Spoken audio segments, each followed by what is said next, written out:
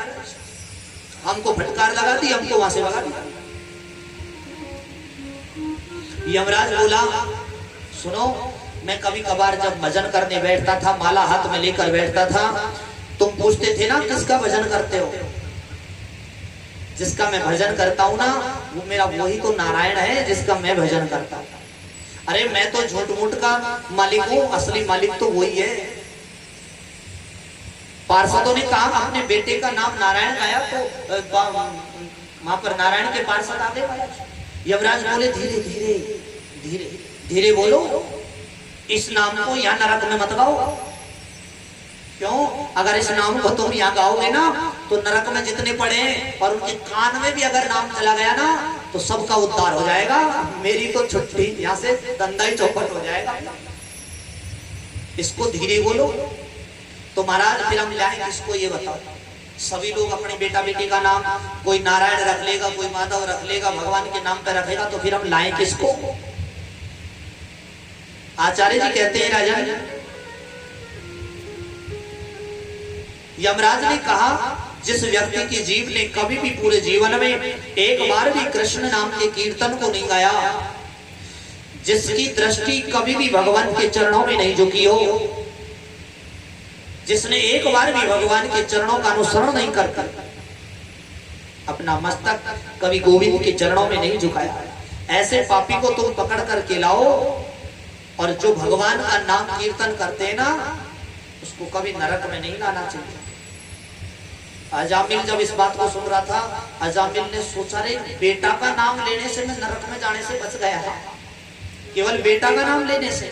अगर सच्चे मन से मैं भगवान की शरण में जाऊंगा तो मेरा कोई बाल भी बांका नहीं कर सकता। तुरंत उसी समय वैराग्य जागृत हो गया अजामिल के मन में। घर को त्याग दिया उस समय, और घर को त्याग करके वन में चला गया राजन परीक्षित, और वन में जाकर के तपस्या करने लगा और भगवान नाम का संकीर्तन, भगवान नाम का कीर्तन भजन करते करते अपनी देह को छोड़ करके भगवान के धाम की ओर चला गया। बोलिए भक्तोर भगवान की। और राजन परीक्षित कहने का भाव यही है, एक बार भी अगर सच्चे मन से नाम ले लिया तो प्राणी भवसागर से पार हो जाता है। और राजन उसके बाद में एक कथा सुनाई सुखदेव जी ने राजा परीक्षित को, राजा दक्ष की।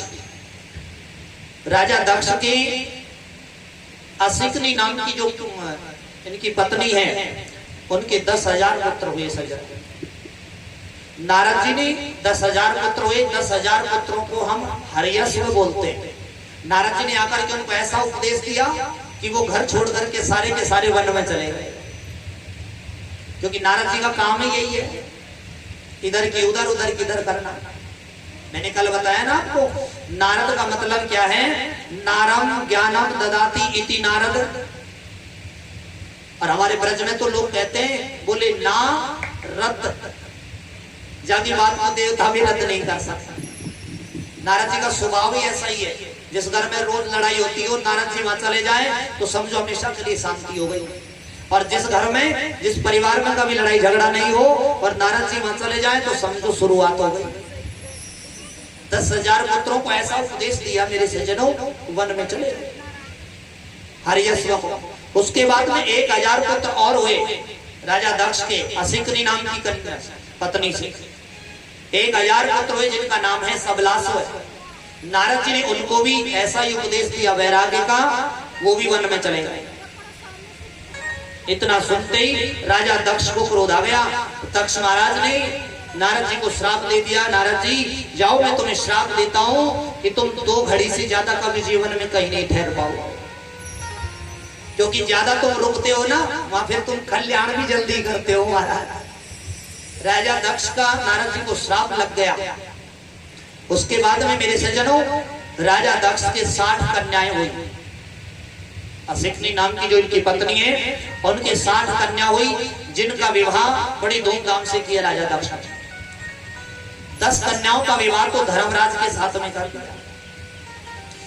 13 कन्याओं का विवाह कश्यप मुनि के साथ में, 27 कन्याओं का विवाह चंद्रमा जी के साथ में कर दिया। 27 कन्याओं का विवाह चंद्रमा जी के साथ में किया, जिनका नाम है अश्विनी, भरणी, कृतिका, रोहिणी, मृगशिरा, आर्द्रा, पुनर्वसु, पुख्य, आश्लेषा, 27 जिनको नक्षत्र भी बोलते हैं। और इन 27 में चंद्रमा जी को सबसे प्रिय है रोहिणी। रोहिणी ज्यादा प्रिय है। 2 भूता ऋषि को ब्याई गई, 2 अंगिरा को और 2 कृशाश्व ऋषि को ब्याई गई। आचार्य जी कहते हैं राजन परीक्षित, एक बार देवता लोगों ने भरी सभा के बीच में अपने गुरु का अपमान कर दिया, तो गुरुदेव बृहस्पति जी रूठ कर चले गए। इंद्र ने दूसरा गुरु बना लिया विश्वरूप। लेकिन आहुति देते समय जब गड़बड़ी कर दी तो वही विश्वरूप, उसकी हत्या इंद्र ने अपने हाथों से वज्र लेकर के उसकी हत्या कर दी। विश्वरूप जो था मेरे सज्जनों ब्राह्मण था, और जब विश्वरूप की हत्या कर दी तो इंद्र को ब्रह्म हत्या लग गई। 1000 वर्ष तक पीछा नहीं छोड़ा ब्रह्म हत्या, पीछा करते करते करते करते जब समय व्यतीत हो रहा है राजन परीक्षित, तो उसी समय इंद्र ने इस ब्रह्म हत्या को 4 जगह बांट दिया। सबसे पहले पृथ्वी को बांट दिया। पृथ्वी को दया आ गई, इंद्र भटक रहा है। पृथ्वी ने कहा रे इंद्र, कुछ अंश मुझे दे दो, मैं स्वीकार कर लूं। क्योंकि पृथ्वी का मतलब क्या है? धैर्य, सहनशीलता। पृथ्वी को दे दिया, दूसरा हिस्सा दे दिया जल को, तीसरा हिस्सा दे दिया वृक्षों को, और चौथा हिस्सा दिया है स्त्रियों को। कैसे दिया है? जब बंजर भूमि होती है ना, वो ब्रह्म हत्या का रूप होती है, जिसमें बीज उत्पन्न नहीं होता है। और दूसरा दिया है जल में, जल देवता ने ग्रहण कर लिया। जल में जो आप देखते हो ना, वो लंबी लंबी आती है जल में, जो धार तागे के रूप में निकलती रहती है, उनको हम बोलते हैं, वो सेवाल बोलते हैं, काई ऐसे कुछ बोलते हैं उसको। हाँ, उसको भी ब्रह्म हत्या का रूप माना जाता है। एक बात और कहूँ आप लोगों से, मैंने वास्तु शास्त्र में इस चीज का निरूपण किया है बहुत गहराई से। हम लोग जब मकान बनवाते हैं, मकान बनवाते समय मकान की नींव के अंदर, जिसको ज्ञान ना हो तो बात एक अलग है, लेकिन मकान की नींव के अंदर हम सेवाल डालते हैं हम, या ब्राह्मण लोग डलवाते हैं इस चीज को। लेकिन वास्तु शास्त्र के सृष्टि खंड के पृष्ठ नंबर 105 पर स्पष्ट लिखा है कि उसमें अगर हम ये चीज डालते हैं तो मैं दावे से कह सकता हूं, उस घर में चाहे कितना ही आप लोग पूजा पाठ करवाओ, क्योंकि ये जो सेवाल जो होती है जल के अंदर जो गंदगी है, ये शुभ चीज नहीं है, पवित्र नहीं है। इसको ब्रह्म हत्या का रूप माना गया है। अगर इसको हम नींव में डालते हैं ना, तो फिर अपवित्रता होती है, उस घर के अंदर निश्चित पीड़ा का प्रवेश भी जाता है। चाहे बेटा पीड़ा में हो, चाहे पति हो, चाहे गृह स्वामी हो, चाहे कोई भी हो। इसलिए इसको कभी घर डालने की चीज हो रही है ना, नींव में डालो, अच्छी चीज डलवाओ नींव में। इंद्र जो डालो, मूंग डालो, पीली सरसों डालो, दाल छोड़ो, फल रखो, घी का दीपक जलाओ, ये चीजें छोड़नी चाहिए। और इनसे ज्यादा श्रेष्ठ और बताऊं आपको, गाय का गोबर डालो और गौमूत्र डाल दो, समझो पूरा घर ही पवित्र हो गया नीम के अंदर। ये ब्रह्म हत्या का रूप है। वृक्षों में जो जैसे वृक्ष कट जाता है बीच में से और उसमें से पीप निकलता है, जो वो गंदगी निकलती है ना, वो भी ब्रह्म हत्या का रूप है। और स्त्रियों में जो मासिक धर्म होता है, वो भी ब्रह्म हत्या का रूप है। त्वष्टा मुनि के मंत्र शक्ति से दूसरा पुत्र उत्पन्न कर लिया, उसका नाम है वृत्रासुर। इंद्र को मारने के लिए वृत्रासुर आ गया। इंद्र ने दधीचि मुनि की हड्डियों से एक वज्र बनाया राजन, और उस वज्र के माध्यम से भगवान ने वृत्रासुर का गोविंदाय नमो नमः उद्धार कर दिया। ये भगवान का बहुत बड़ा भक्त था वृत्रासुर। परीक्षित ने पूछा, गुरुदेव ये बात तो समझ नहीं आई, भगवान का भगत होकर के भी वृत्रासुर, और फिर इंद्र ने मार दिया। सुखदेव जी बोले राजन, ये वृत्तासुर जो था पूर्व जन्म में चित्रकेतु नाम का राजा था, और इस चित्रकेतु नाम के राजा की बहुत पत्नियां थी, 1 2 5 7 नहीं थी, 1 करोड़ रानी थी इसके। राजा चित्रकेतु, नाम इसका क्या था? चित्रकेतु। क्यों था? क्योंकि ये अपने हाथ से सुंदर सुंदर चित्र बनाता, और जो चित्र इसको पसंद आता ना, उसी को जीव जीविती कह करके और उसी को अपनी रानी के रूप में स्वीकार करता था। सबसे छोटी जो इसकी रानी है उसका नाम है कृतद्युति। लेकिन अन्य रानियों ने मिलकर के जब ये रानी गर्भवती हुई, उस गर्भ अवस्था में अन्य रानियों ने ईर्ष्यावश इसको जहर दे दिया गर्भ अवस्था, उसकी मृत्यु हो गई। बालक को जब जहर दिया, आचार्य जी कहते हैं राजन, नारद जी का दिव्य उपदेश इसको प्राप्त हुआ चित्रकेतु को, तो मन में वैराग्य आ गया, तपस्या करने चला गया, भगवान भोलेनाथ को प्रसन्न कर लिया और दर्शन करके सारे पापों का क्षय हो गया और वो भगवान का पार्षद बन गया, भगवान भोलेनाथ का पार्षद बन गया। राजन, एक दिन ये आकाश में से विहार करने जा रहा था, तो माता पार्वती को भगवान शंकर गोद में लेकर बैठे थे। ऊपर से लौकिक दृष्टि से देख लिया, देख करके मजाक उड़ा दी, कैसा निर्लज है जो अपनी पत्नी को गोद में लेकर बैठा है। तुरंत माता पार्वती को क्रोध आ गया और श्राप दे दिया कि तुम्हारी राक्षसों जैसी बुद्धि हो गई, जो लौकिक दृष्टि से हमको देख रहे हो, जाओ मैं तुम्हें श्राप देती हूँ कि तुम दैत्य योनि को प्राप्त करो। सज्जनों, यही चित्रकेतु वृत्तासुर बन करके आया और इंद्र के वज्र से उसका उद्धार हुआ। राजन परीक्षित उसके बाद में 49 मरुद गणों की कथा सुनाई। मेरा कहने का मतलब ये है राजन, घर को घर नहीं कहते, आप जरा गौर करना मेरी बात पर।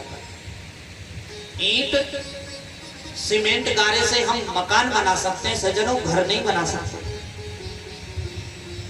घर कहते हैं, मनुस्मृति में मनु जी महाराज ने कहा है कि न ग्रहम ग्रह मित्याऊ गृहिणी ग्रह मुच्यते। नारी को ही घर कहा गया है।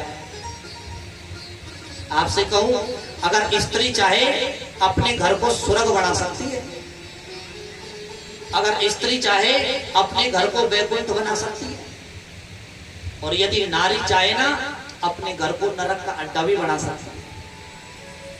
इसलिए हमारे वेदांतों में सुंदर रूप निरूपण किया है।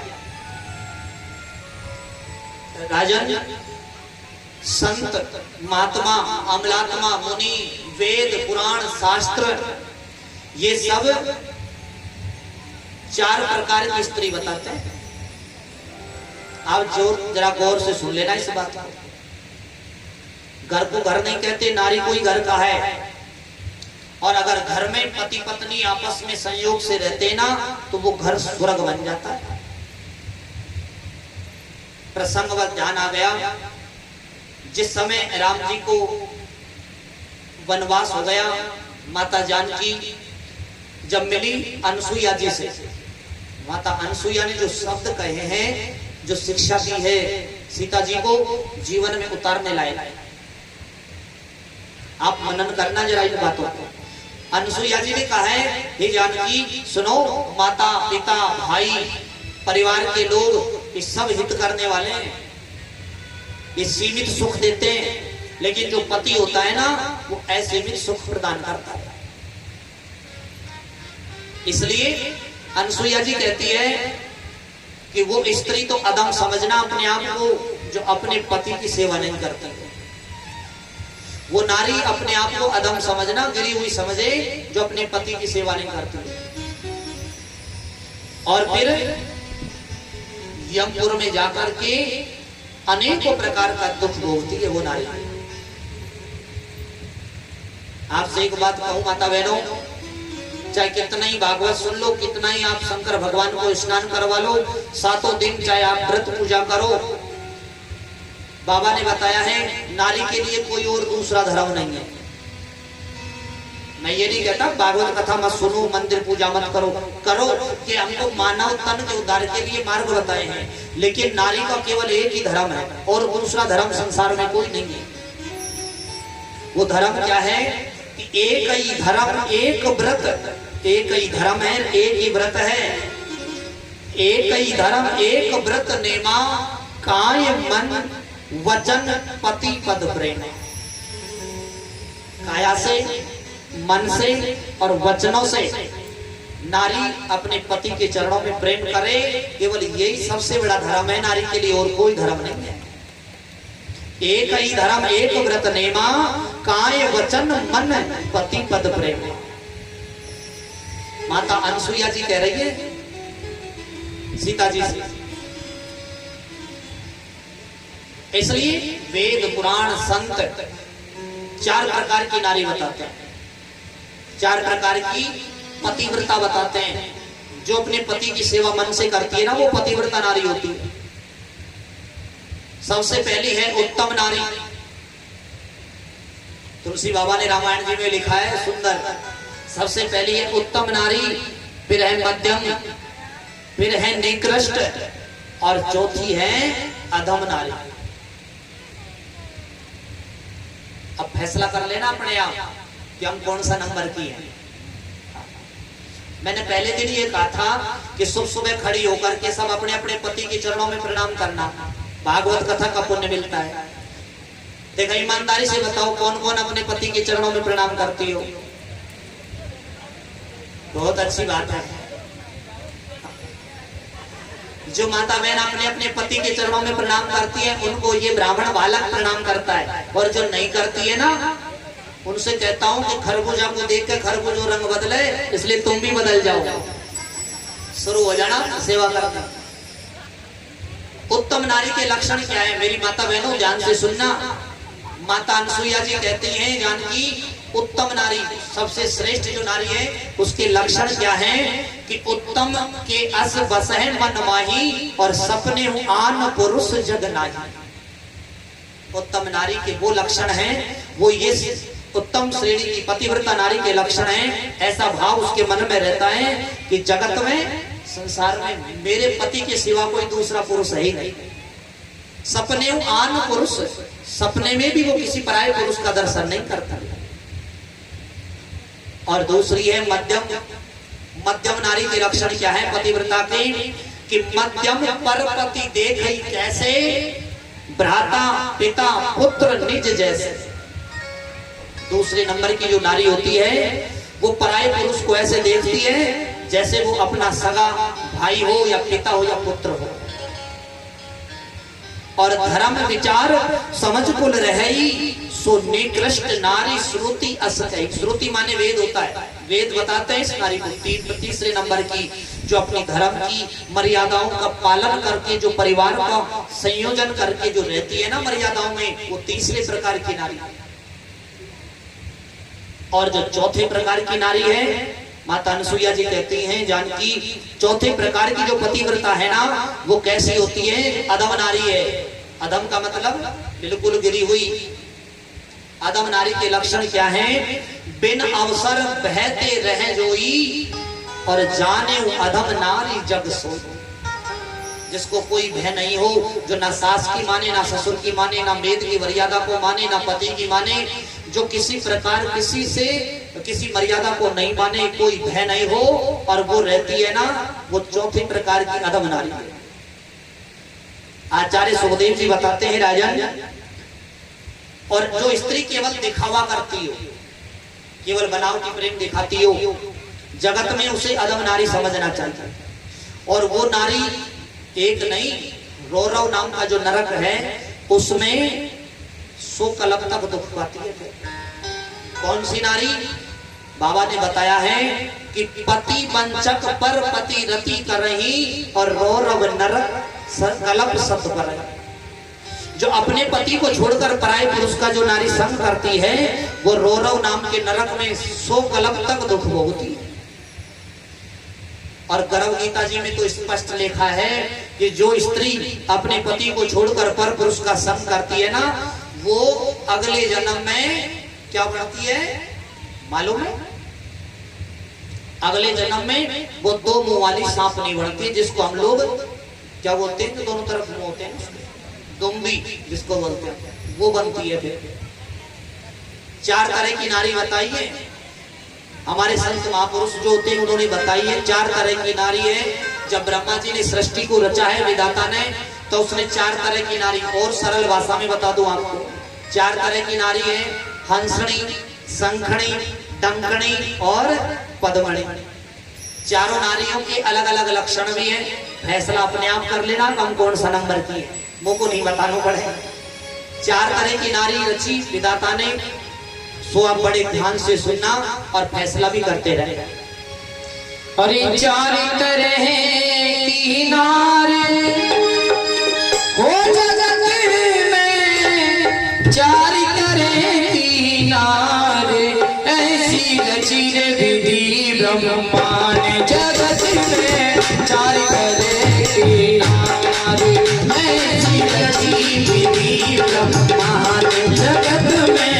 4 तरह की नारी, 4 तरह की नारी जगत में, 4 तरह की नारी हो, 4 तरह की नारी जगत में, 4 तरह की नारी ऐसी रची विधि ब्रह्मा ने जगत में। 4 तरह की नारी,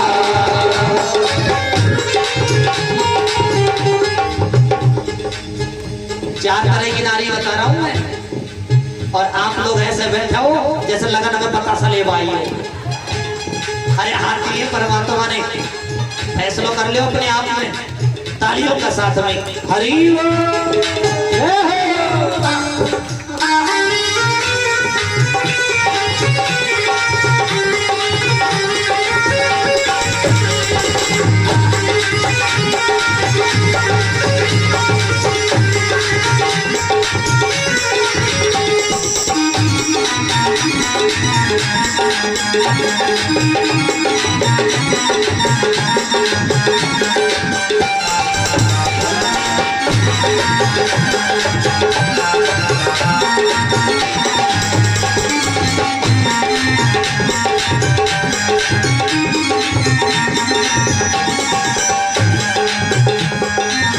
हंसनी और डंकिनी रची गई, शंखनी रची बेचारी है।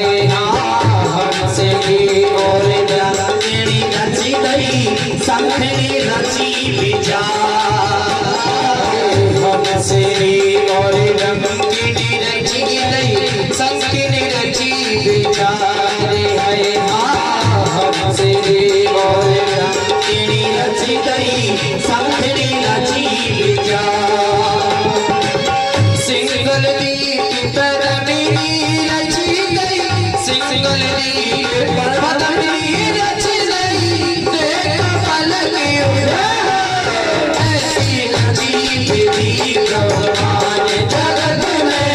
4 तरह की नारी, दोनों हाथों से तालियों की सेवा करते हुए मेरे साथ बोलिए, भक्तों भगवान की जय।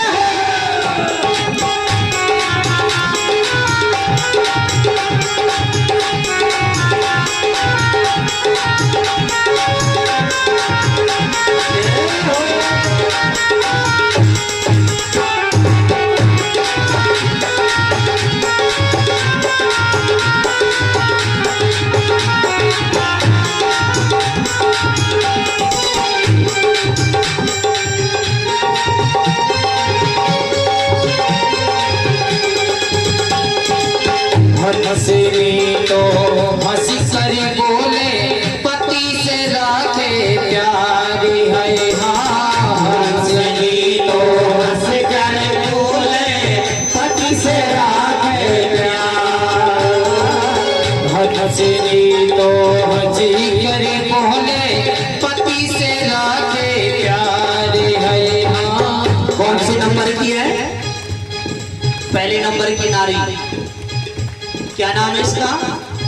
हंसनी। हंसनी नारी के लक्षण क्या है? हंसनी तो हंसकर बोले पति से राखे प्यार। बेचारो पति देव सुबह से घर गया, बाहर गया है, आकर के शाम को बैठा है, मीठी वचनों में बोल रही है, शीतल जल पिलाया, पंखे से बयान कर रही है। सुनो जी,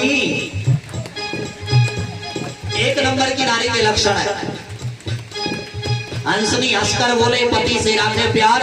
और दूसरे नंबर की नारी, वो सुनो वो क्या करती है?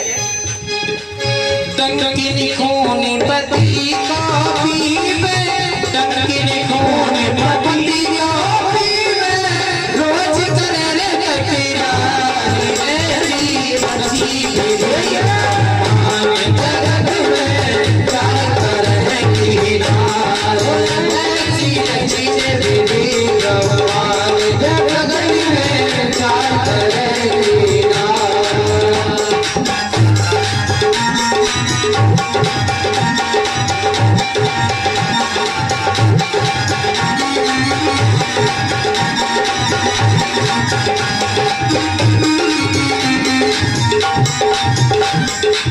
दूसरे नंबर की कौन सी नारी है? दूसरे नंबर की क्या नाम है? डंकणी। डंकणी नारी के लक्षण क्या है? डंकणी खून पति को पीवे और रोज करे टकरार। क्या करती है? न तो चैन से खावे और न चैन से खाने दे। पड़ोस में दिखाई बेचारो पति कितनों ही कमावे, पर पड़ोस में दिखाई बहुत सुंदर लाई है, पड़ोसन ऐसे सुंदर साड़ी लाई है। आजकल तो कई कई तरह की चल गई। ये 2 साल के भीतर मैंने देखी है कई कई।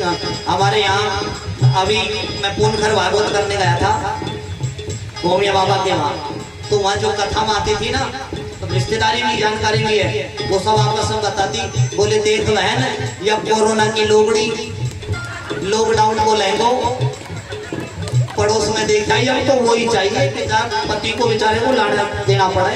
डंकणी नारी होती है। और इसके बाद में विद्वानों ने बताया है वो कौन सी नारी है, क्या लक्षण है, वो भी सुन लीजिए आपको।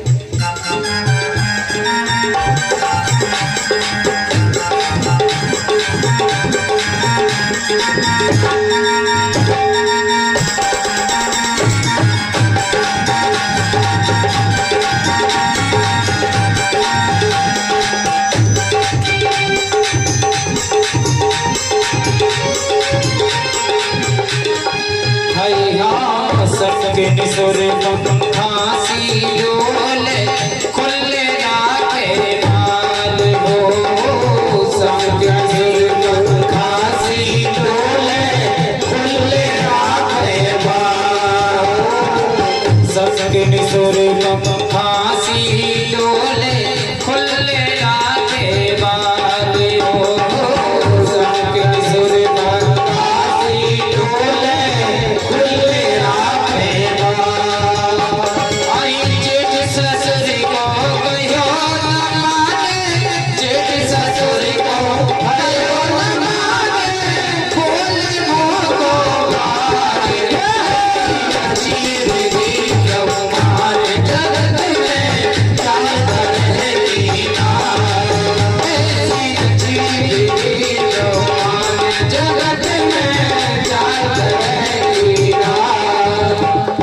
तीसरे नंबर की कौन सी नारी बताइए? क्या नाम है? देखो बताओ तो। संखणी। संखणी नारी के लक्षण क्या है? संखणी सुरपन खासी डोले और खुले राखे बाल। जो माता बहन अपने सिर के बाल खुले रखती है ना, वो समझना अपने आप को पक्की सुरपन खाया। ये फैशन चल गया आजकल खुले बाल रखने का। ये 2-4 बूढ़ी बड़ी बैठी है, देखा इनसे पूछो इन्होंने, इनके समय में महिला संगीत था क्या? नहीं था। उस समय बाल खुले कोई नहीं रखता। अब आजकल फैशन का जमाना ऐसा चल गया कि अब तो बाल खुले रख कर कैसे घूमती है सुरफन खा के। जेठ ससुर को कहो न माने और बोले मुंडो फाड़। आगे बताया है विद्वानों ने, मनन करना जरा इस बात पर। क्या बताया है?